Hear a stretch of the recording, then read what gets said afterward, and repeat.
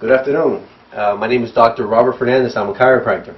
And what we're going to be doing today is I'm going to show you what a basic examination, one of the most important things that we look for when we're analyzing to see whether or not a person has nerve interference. See, as a chiropractor, I'm not really searching for the pain.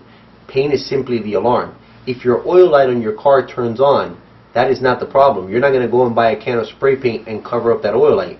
We need to find out what the cause of the problem is. If we're low on oil, we add oil, the light turns off. And in chiropractic, it's the same thing. Because a person shows up with pain, it doesn't mean that that is the problem. Pain is simply the alarm. We need to find the cause of the problem, eliminate the problem, and when we do so, the pain will disappear on its own. Taking painkillers are not solving your problem. They're only masking the pain. What we have here today is we have our beautiful assistant, Milena. And what I'm going to do is I'm going to show a typical leg check. One of the things that we look for is make sure that the patient is perfectly straight on the table. And we grab the legs and we check to see if by any chance one leg is showing longer than the other. Like she's got over a ½ inch difference between one side and the other. I have Milena turn her face to the right side and there was no change there. Please turn your face to the left side. And there's still no change there. This has told me that there's really nothing going on in her neck right now. Go face down.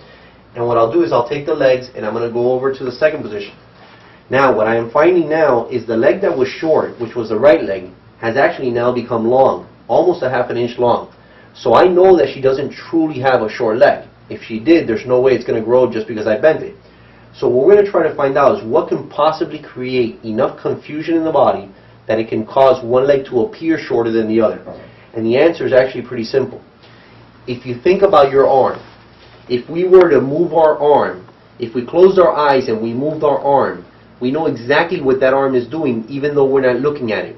The reason for this is that every single joint in our body has mechano and proprioceptors that tell your brain exactly what that joint is doing. Well, our body utilizes those proprioceptors and mechanoreceptors to give us our posture, to give us our balance, so we don't have to think about how to stand up or how to walk. Milena's body right now thinks that she is perfectly straight on this table. And because of pressure on the nervous system, it's creating enough irritation that it's causing one leg to appear shorter than the other. What I'm going to do is something that we call a challenge. I'm going to trick her body for a split second to see if I can identify where the pressure is at. The most common thing that can actually cause a leg to be short and then actually extend would be a problem with the sacroiliac joint. If I take that joint and I stimulate it and challenge it, what I'm doing is I'm confusing her body for a split second. I come back down to her legs. I'm still showing a little bit of difference, so we're going to do another angle of challenge. Relax. That one actually improves more. If I go to the second position, the legs actually appear straight right now. I actually have not fixed anything. All I've done is trick her body. If we stay here for a few seconds, let's see how long it takes us, you'll actually notice that the leg is starting to appear as if it's longer again. The reason for that is the tension is building right back up in the body. We have not fixed the problem. What I would actually do is make an adjustment on that area. We will loosen the joint to take the pressure off the nervous system. We utilize a very light force technique in our office. One of them is Thompson drop table. And it's very simple. What we'll do is we'll apply a light force onto that joint, and the impact of the table will actually help to loosen the joint up.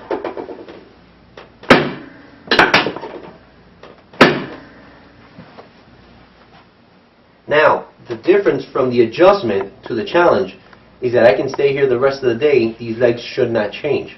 So the goal with an adjustment is actually making the correction. The challenge is telling us where we're at. For more information on the chiropractic evaluation and see how we can help you, contact my office 305-270-8800, or you can find me on the web at www.drrobertofernandez.com.